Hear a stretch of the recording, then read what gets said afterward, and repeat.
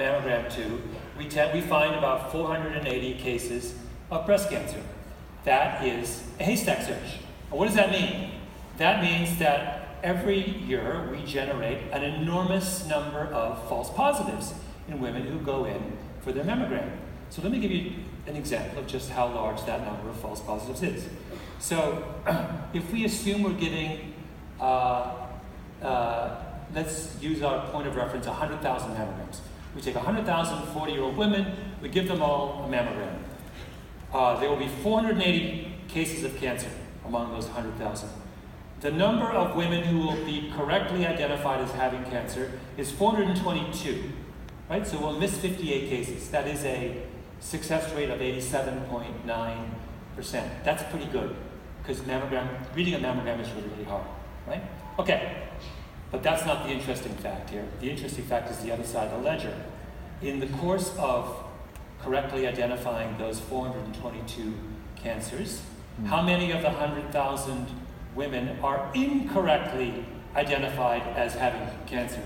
Who don't, right? How many false positives do we have? Ready? 4,000. 10,947, right?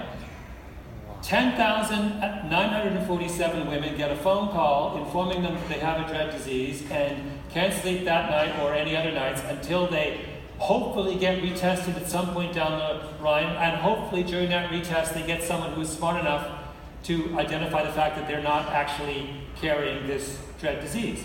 Now, you might say, that's a price we're willing to pay. Cancer is so serious that if the price of correctly identifying those 422 cases is that we tell 10,000 women for some period of time that they're carrying a disease and they actually don't, then I'm willing to pay that price, right? Why am I willing to pay that price? Because if we can do something to bring down the death rate from cancer, that's a good idea.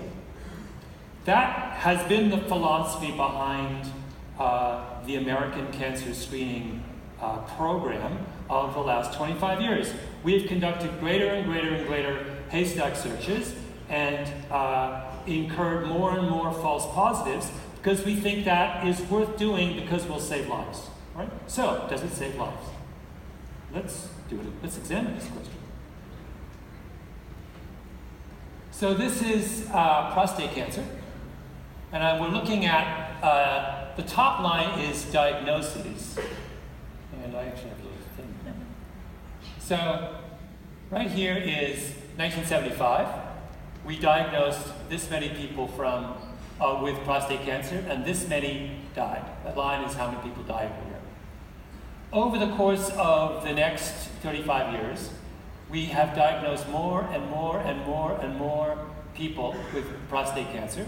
So we have conducted a larger and larger and larger haystack search, and we can safely assume that many of the people underneath this curve are false positives. We're falsely told they have prostate cancer when they don't.